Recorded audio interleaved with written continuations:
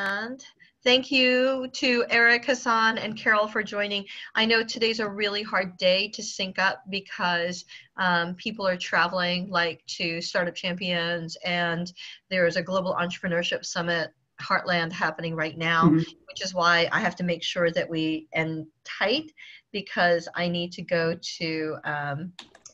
downstairs. The Secretary of State is speaking, so I guess I should show up. And Andy's on a panel or a discussion tomorrow, so he's like, I'm going to be there for an hour, and then I've got work to do. So welcome to actually collaborative cultures, but I also included people like Carol from Connected Networks. And since you two have been on other calls, Hassan and Eric have also been on other calls, it's really great to get perspective as you see the overlap and combining.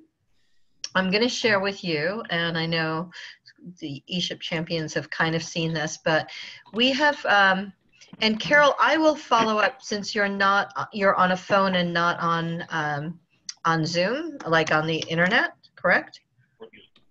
Correct, I'm on a phone, you got it. Okay. All right, so I will share this in an email as a follow-up, or the Slack channel. Are you on Slack yet? No, I have not really figured out the navigation, and okay, well, no, it's closer to no than yes. How about that?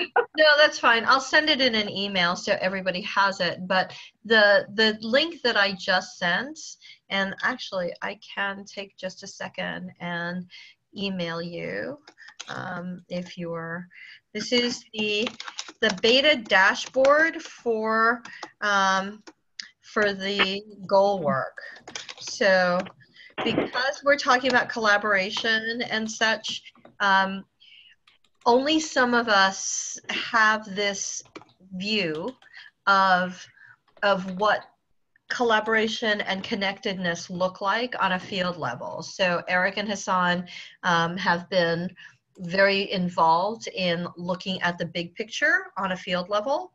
And the reason that I wanted people that, like you, Carol, who's been working on Connected Networks to be involved in this is, I think when we had the discussion the other day about Connected Networks and how organizations would work together, we have to work on the collaborative culture of those networks in order to have them connect. Does that make sense? Because if we don't set up the collaboration model, then you can create agreements all day long and it's just not going to be as collaborative. So are these sort of like rules of engagement amongst us, or like corporate culture, a corporate culture that we're kind of starting to rough out? Is it a concept similar to that, Cecilia? Yeah, so maybe best to have Eric or Hassan chime in on collaborative networks, so it's not just me talking. Yeah, I'm happy to jump in. Hassan, you want to go? What do you think? All right. So I mean, so my end of, everything's a draft, and this is my personal opinion. So I'm reminded of a lot of sort of collective impact type approaches, where you've got multiple different organizations that sometimes compete with each other, sometimes collaborate, but oftentimes there's a need to establish trust, and finding ways to build that trust kind of from the very beginning are really, really essential to doing this kind of thing. So I think one of the things that's sort of a principle is you want to find, and I think we sort of have one, but we may not have invited everybody to the table. And I don't know, that terminology is sometimes difficult, but I'll use that for right now. So we may not, I'm not sure if we've invited everybody to the table, but basically we have to have these different groups, these groups of groups. We have to have them agree on some larger mission or some larger goal. And I think we're close, but I think we're at a point where that kind of needs to be shared with these other organizations. Then in order to build trust, really, the things that build trust are familiarity with each other, awareness of what each other are doing, some sense of background, but it's also kind of working together. if you're not working together as the real thing that builds those bonds, that says, hey, I know Hassan is diligent and he's going to make things happen. Cecilia, she's going to be on people's butts to make.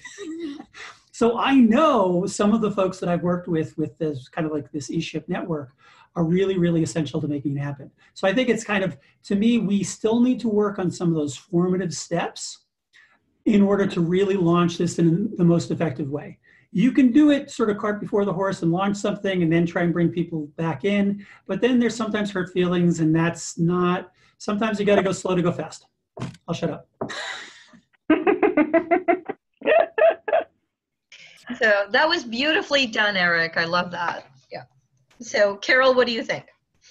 So that makes perfect sense. Yeah, the whole concept of building trust, that I hadn't thought of that as specific. I hadn't stepped back to think about this in particular, but that certainly makes perfect sense that is the core or the hub of the wheel.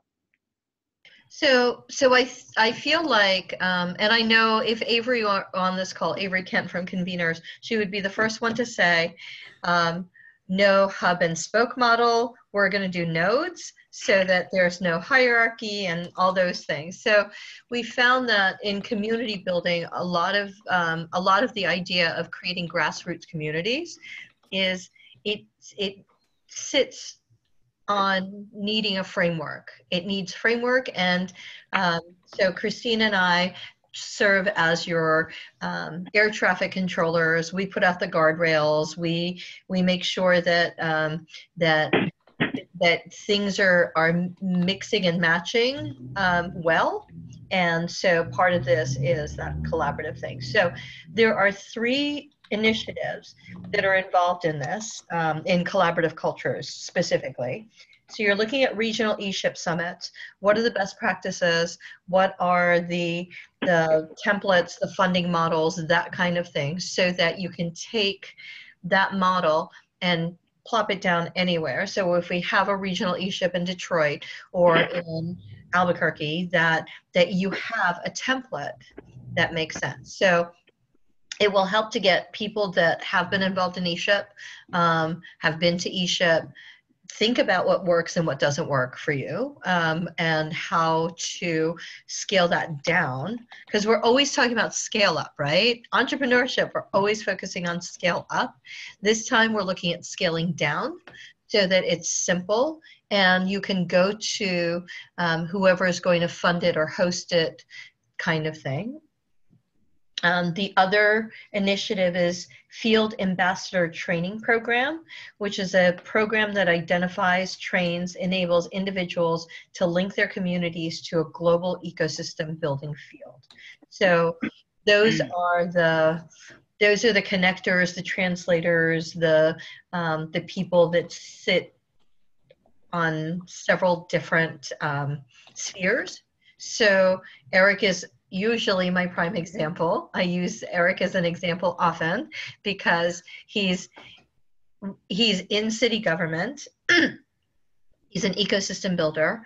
He's part of Startup Champions Network.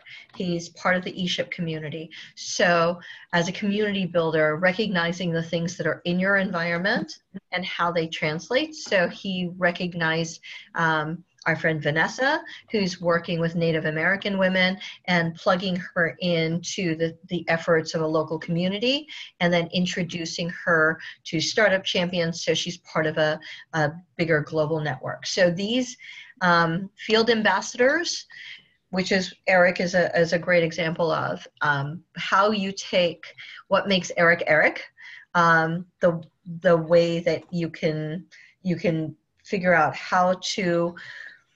Training is hard, I think, and Hassan, you could probably speak to that. Like, how do you? Are there trainable practices, or how would you get somebody, let's say, who wants to connect the networks, to recognize that these are some of the things? So that's why goal 4 is interrelated with goal 2, right? So how do you get somebody to recognize that, hey, you just can't go out and do this, so otherwise we end up with the community czars, right?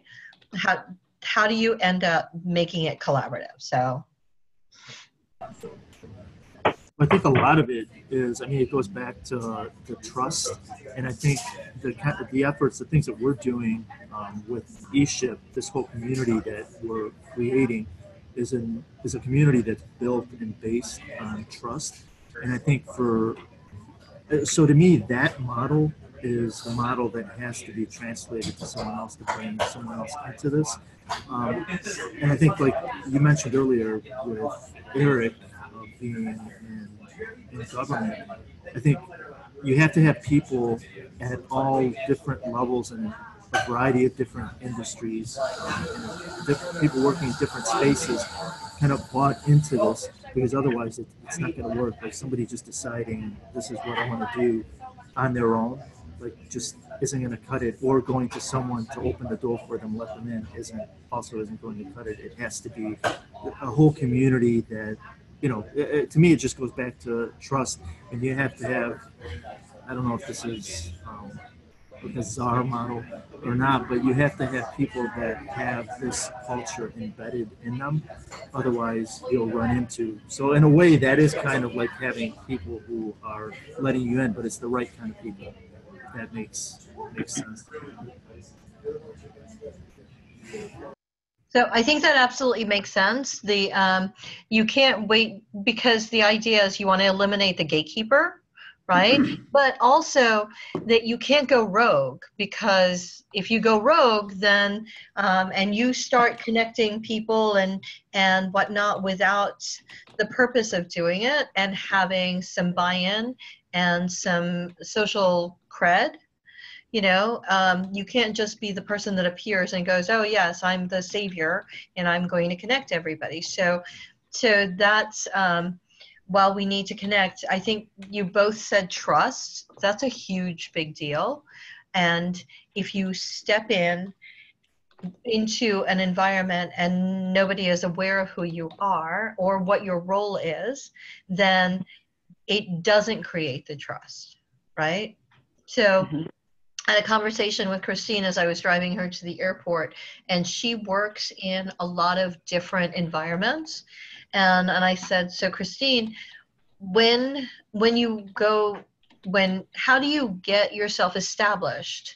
Because it's not like all of us have accreditation. There's no accreditation that says, I am a certified ecosystem builder, right? That's kind of what we're working towards. So if we're not certified ecosystem builders with a stamp of accreditation, the fact that we've gone through training or done our due diligence or have the references to show, how do you walk into an environment and say, okay, and I think that you struck on that. It's engaging with people who have those connections, and they're your social cred, right? They're the ones that say, hey, I know this guy. He is in Detroit.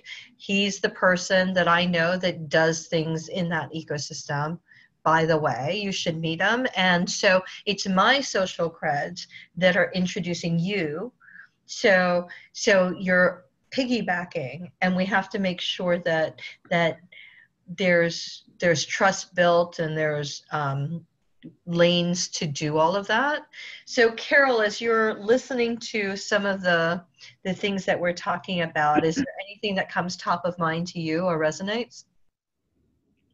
Well, it makes perfect sense to me in terms of a way of, describing the process that we all probably live and breathe all the time. It's just a great way of kind of codifying it.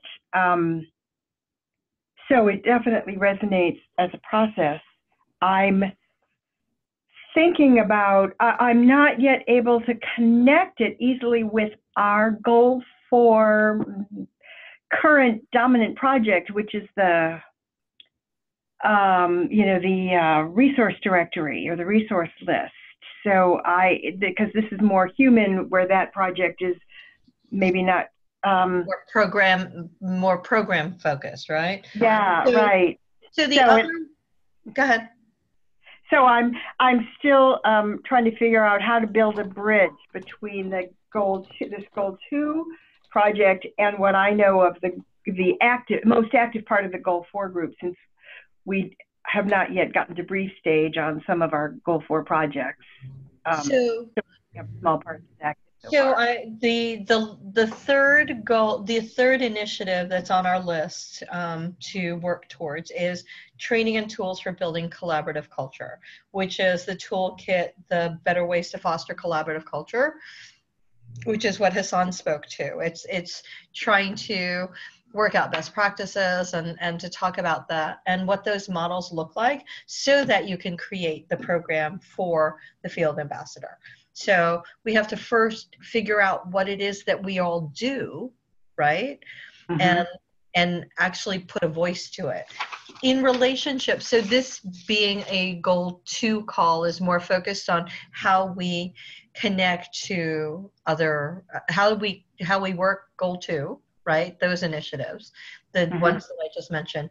And then is there correlation? Can we take some of this towards the work that's going into goal 4? Because putting together an ecosystem building event calendar, which is one of the goals in goal 4, mm-hmm. I think, that's like a how. This is a why. I feel like goal 2 is why and part of how, but goal 4 is more what, right? Uh-huh. So connect mm-hmm. the networks. We're going to create this calendar because if we look on the calendar for September, Rural Rise is at the same time as Startup Champions. That's hard. Global Entrepreneurship Congress next month is the same time as NBIA, so that's a challenge. ESHIP is at the same time as Collision. So how do we make sure that we work to make sure that all those calendars sync up? And if you don't have people who want to collaborate, right, in the leadership, mm-hmm. then it becomes, oh, well, I'm just going to have my event here. I've already booked it. So done. Mm-hmm. Yeah.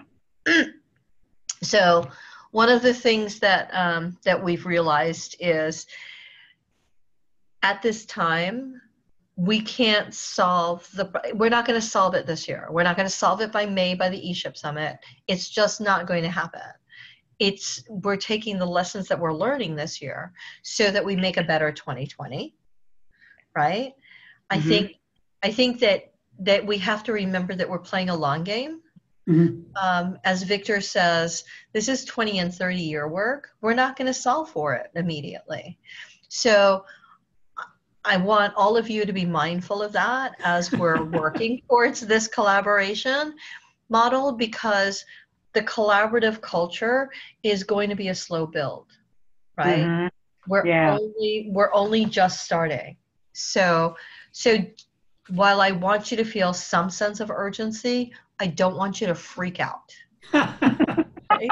That's really important. Like, oh my gosh, if we don't have it to show by the next summit. The other thing is this summit is only a push pin in where we stop, assess, look at it all together, and then we move forward. So don't think of this as like this major milestone. I don't want you to think about the ESHIP Summit as this point in time and that's it, because it only kicks off the next phase. Does that make sense? Yes. Okay. Eric, you've got that pensive look. Oh, I was going to make a joke. I'll work on the punchline later. The thought that I have is, I think I look at the ESHIP, and I'm also, one of the things that I see potentially tying these things together is the idea of these regional ESHIP summits. I look at those as opportunities to further the work. There are some things that work fine when you've got this totally distributed team and you're on Slack or whatever, collaborative toolkit you've got. But there's some things where you can make an enormous amount of progress given, 6 hours or a couple of days. So I think, there's what I'm looking to do, I think, with some of the topics I'm most invested in is how can we bring that to a point where if we share this with a bunch of good folks at ESHIP or some other event, that we can really make some progress. Like, we need a lot of input. let's say you had a beta version of the resource toolkit or calendar or whatever it is. If you have that available for eShip or some other time, I think that's a nice opportunity. And when I say beta, I mean that could be an outline, or it could be a wireframe diagram. So it's really, really scalable.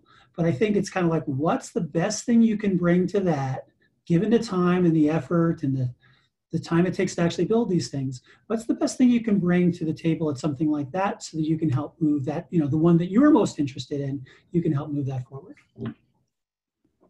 And I think you're absolutely right. I think that what we need to do is let's put something out there and help collaborate. So I know, Carol, in one of the calls, you said something about putting together like a straw model. We're vacillating back and forth between straw person and straw something or other, but basically to just put it out there.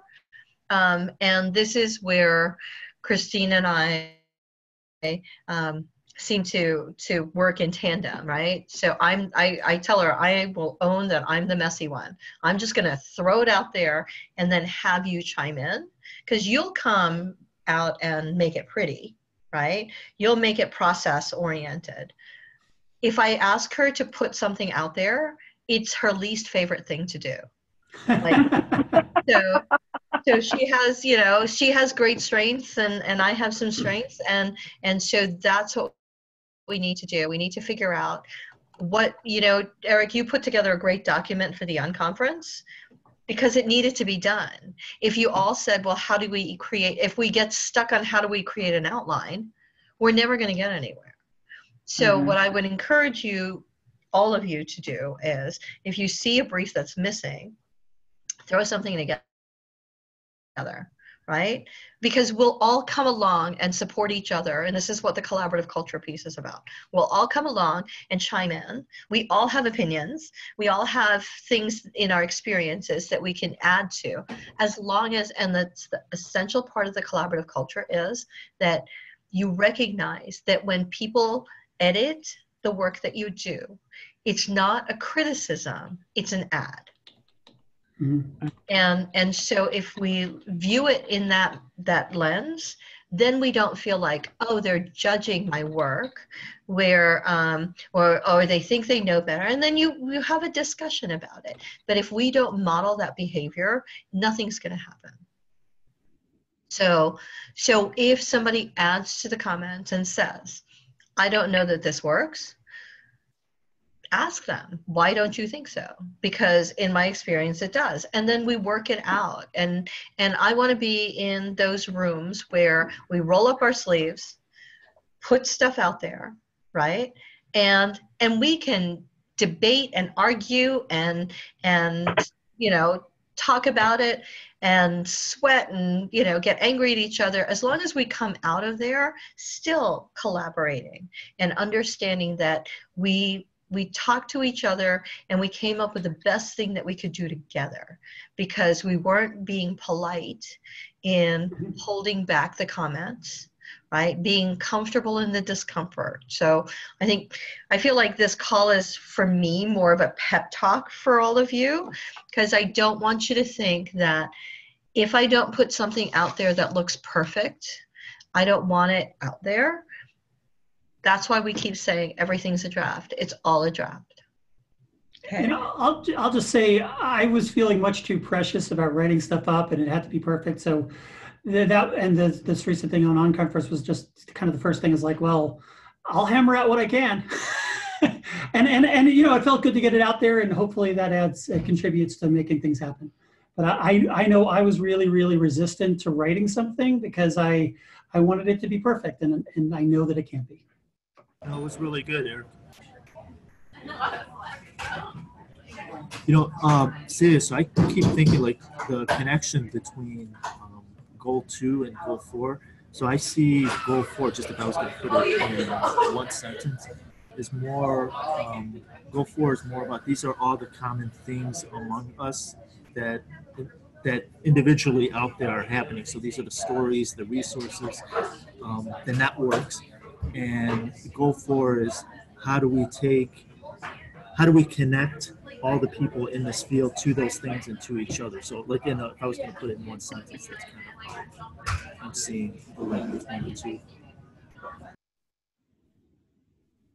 Hey, Tyler. So we're now seeing the overlap of how these goals fit together. I'm glad you were able to join us, Tyler.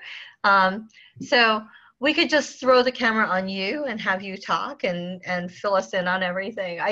What we're talking about is is how we interconnect goal 4 and goal 2, right? How things, because the idea that we have is that if we don't create collaborative cultures, then our attempts to connect the networks will only go as far as the briefs, right? Because there's no impetus for us to work together. So. Not right now. Yeah. And so, this is kind of like shining the spotlight on you. We talked about some of the You're on stage, man. Yeah. And that's okay, because Tyler actually likes this stage. So I do like the stage. Yeah. I do like the stage. Go with your strengths. Yeah. Okay, so how do we support? How does Group 4 connect Group 2, and what's the play there? What was the thoughts? Yeah. So why don't I have Carol share with you what she heard, because she's been on goal 4 calls, right? Yeah. She's new to goal 2. So we've been on the call close to a half an hour. Carol, what are your top takeaways so that you can share them with Tyler? How's that? I guess the main takeaway is about the overlap and or connection between 2 and 4 that I've picked up on and that I've been able to process so far, is that goal 2 is more of the why, and goal 4 is more of the what, in terms of getting networks connected, working together, flowing back and forth, and truly dynamic. Yeah. Okay. The other main concept we talked about this morning or earlier in this call that really resonated, I think, with all of us, was just the importance of establishing trust as a core concept, and possibly an initial important, early stage action that we need to be really sensitive to and be really skilled about how to do that, because everything else happens on that foundation. Mm-hmm. Okay. Those are my 2 takeaways. So tell me what I missed to the rest of you. That was great. Well, so I used to do this thing. I know people have different definitions of what a reverse pitch is. So I used to have entrepreneurs pitch to each other and then repeat back what they thought they heard, so that the entrepreneur actually hears what resonates with people. I had this concept where I was going to put together this healthy food concept, and one of the real important things to me was putting together a charitable give, right? I worked for hours on how this thing works and the process and all of that. And I realized after speaking with people, and I'd ask them, so let me tell you about my concept, give you the elevator pitch, the wow statement, all of those things. What did you hear? And they would say, fast, healthy, full of good. That's great. That fits in my lifestyle. And then I'd say, so is there anything else? And it was like, oh yeah, so you were going to give back to the community. Like, I have to pull it out of you. So while I spent hours and hours putting this together, I realized that that's not, so somebody once said to me, smart entrepreneurs give people what they want, not what they need, right? So when you think about what you want and what you hear out of what I say, that's what resonates, and that's what you're going to take away. So Carol, there's nothing you left out. Those are the things that are important to you. And so we have to also build to that, because you're a person who is involved in the ESHIP community and helping to move this forward. So if all the other stuff that we talked about didn't resonate with you, then we have to really assess, why didn't it resonate? What are we missing? Is this important? Or do we just go forward, right? And that's what we work together. So Tyler, what do you think? I think that sounds wonderful. Beth, thank you for that. I like the idea of that 2 is the why and 4 is the how and the what. I think that's really good to kind of help keep us on track in both of those goals.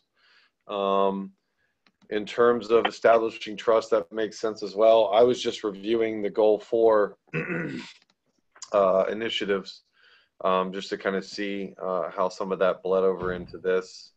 I as well am trying to put it all into order in my head too. So I love really, you know, for sorry, there it is. All right. I had notes too, and that I was putting as to which one was what, and I forgot where I put them. There's too many Google Docs. There's too many. Yeah, there are. There are. There's too many Google Docs. Okay, so I got 6 screens here, man. No, so to fix the too many Google Docs is, so Tyler, I don't know if you can see what's in the group chat before you came on. No, yeah, okay. It's empty. So I'm just gonna re-chat it. So this dashboard? Yes, we created a dashboard. We put all of the videos together. So there's a tab for videos. All of the ESHIP newsletters are on this dashboard. Carol, I promise to get this to you. But this is where, if you look, there's actually pictures of the team. There is, so when I bugged all of you to put together your bios for ESHIP champions, there's a reason. So you're on the dashboard, and people know who you are, right? So as we put together, and let me tell you, this is so much easier. What we shared with you in January. Yeah. For a document that has the initiatives and goals, I'm going to tell you that there are things that are being added and redefined as this process has gone along. Eric, when you talked about quantified methods and how does the metrics come before the framework or the framework? So there's a whole discussion going on about that. So it goes on further than this community, and that's really important. So who's 919? That's a very familiar number. Who just joined? Hey, this is Brett. Yeah, sorry, Brett. this is Brett Brenton with Forward City, jumping in. Sorry, I'm in Pittsburgh running around between meetings. Oh, well, thanks for jumping in. I don't know how much we're going to share with you, but I will send you all this. Actually, I will email this link to Brett as well. So Brett, I'm going to show you a dashboard. I'm just on a call. I'm sorry, no. I'm gonna email you a dashboard, okay, of the work that we're doing. Cool. And then it's got like dozens of links to stuff. So we're working on how to collaborate and connect. So this is a tool of connected networks. We're figuring out how to connect with each other across the goals, right? All of the information's on there. What else do you all need to work together? Celia? Yeah. So for the purpose of any briefs or anything from this point on, should we go by what's on the dashboard rather than what's on the older? As far as the initiatives? Well, in terms of like the definitions of things. Yeah, I think that's what we've been trying to refine the definition. So for those of you who are on the call without being online, so correct me if I'm wrong, Hassan, the question was the descriptions of the initiatives. Should we go by what's on this current the dashboard, which I just emailed to everybody, or emailed to Brett and Carol? Yes. So, you know, there was an initiative that was put out back in August when we started working group calls. that lived under universal support. And whoever put out the idea of the initiative, just the title, didn't write a brief.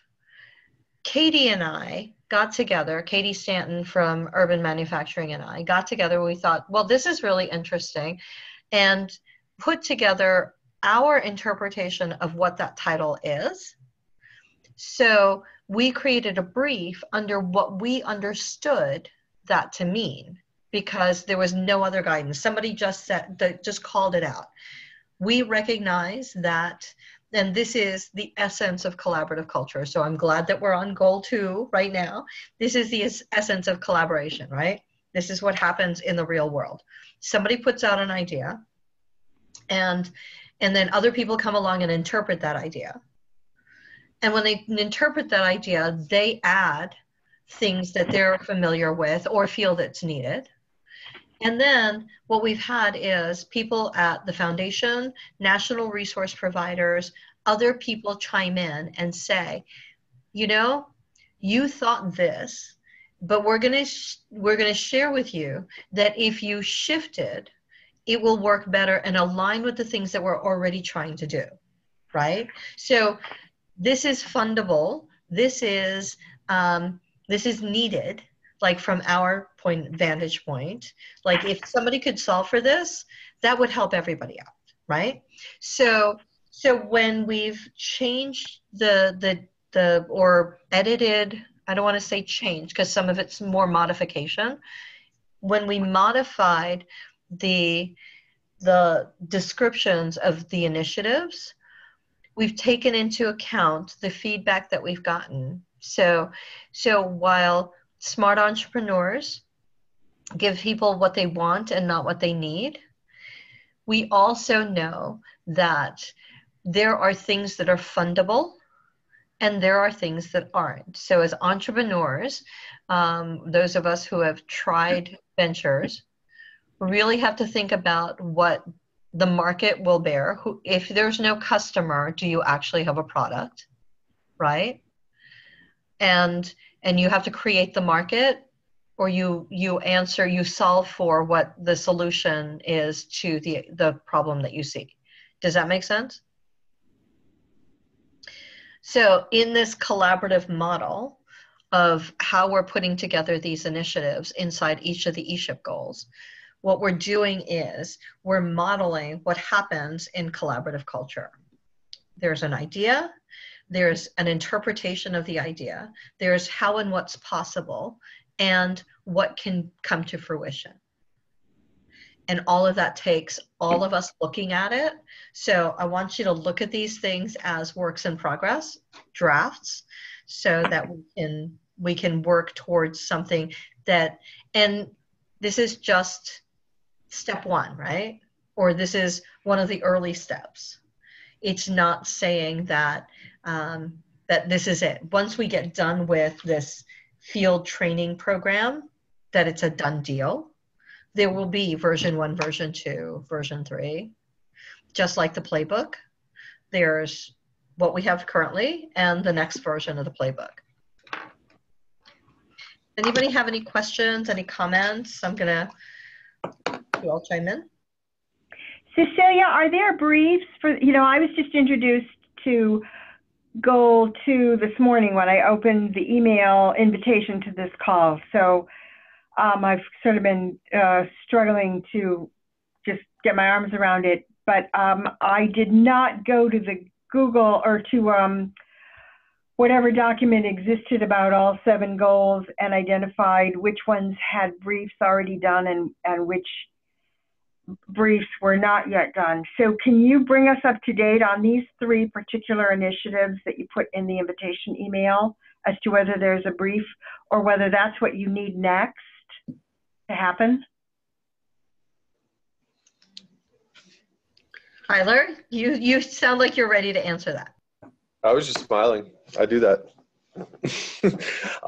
In the email that you came out this morning, Beth, in regards to the group, is that what you're meaning?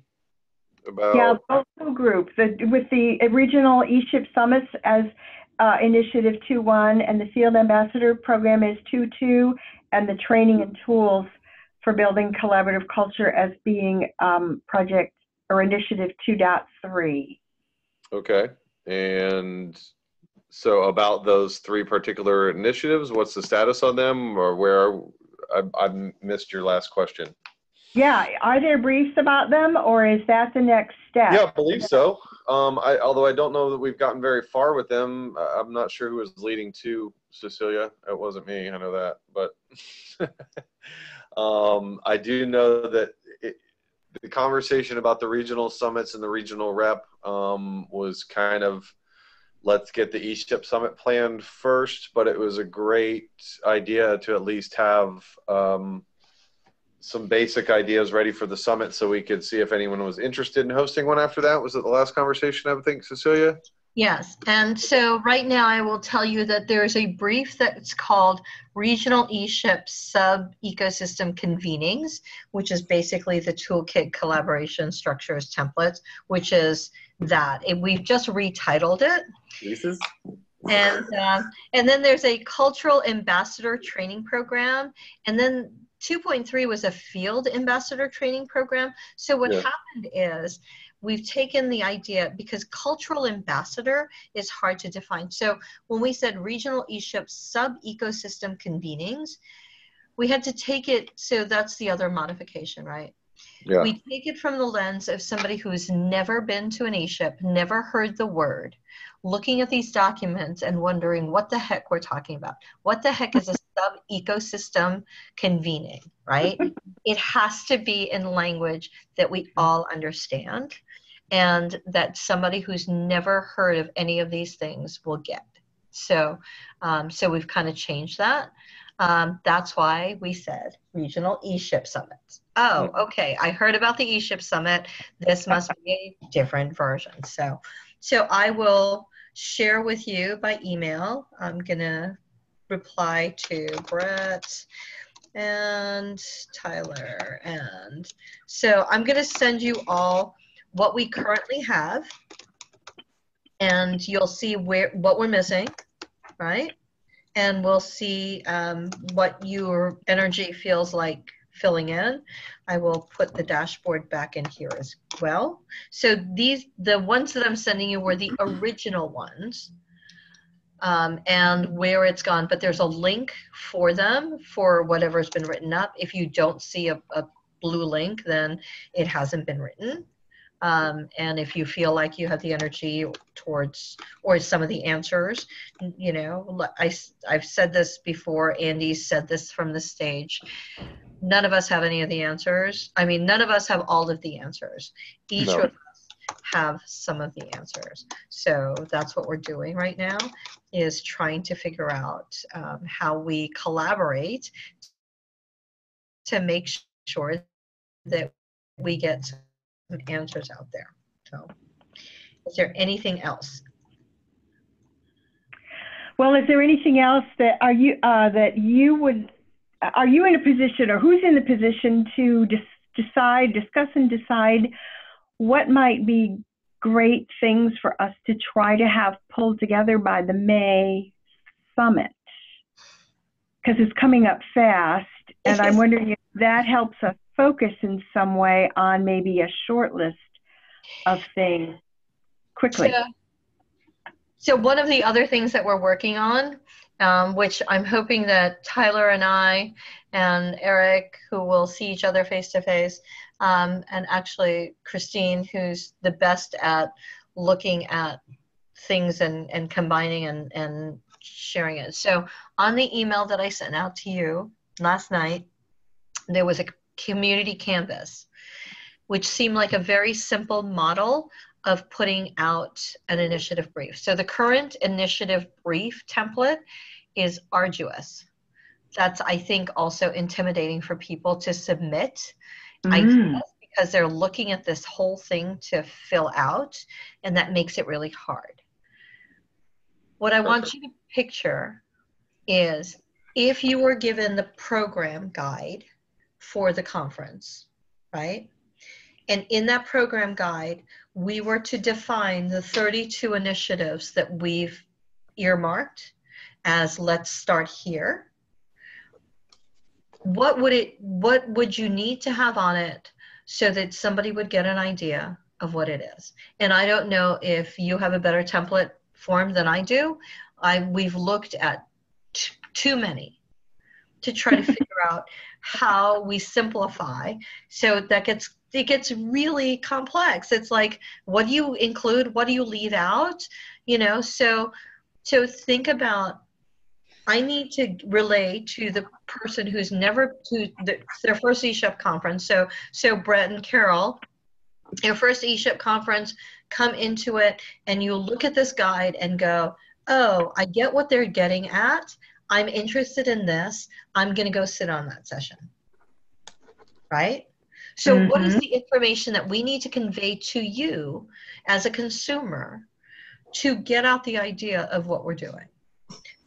But to put it all in a page is ideal. 2 pages max, right? When I print out the initiative briefs, it's like 6 pages. Holy crap, we have no room to print that out on the ESHIP brochure, right? So you're at a conference, you turn the page, you see, this is the problem, this is the solution, this is, I don't know if it includes budget, doesn't include budget. I'm really open. Give us your best template. Let's get Christine's brain in here, fuse them together and figure out what we use. And then the work that you're asking me, what can we do by May, is to get stuff for each of these 32 across 7 goals across these 7 goals. I used to say storytelling, but we threw that in a goal. So we did. Don't give me that face, Tyler. So what is it that we do in order to convey the message to the national resource providers that are going to be there, the other attendees that are going to be there? So all these participants need to know the work that we've done, the fact that we had these conversations, what was discussed, and how we bring that forward. Does that make sense? Yep. Okay. So if we can get to that by beginning of May, so that we can have it printed by middle of May, right? To have it ready as all of you come to ESHIP. So quick ESHIP update, and then we're gonna give everyone back their time.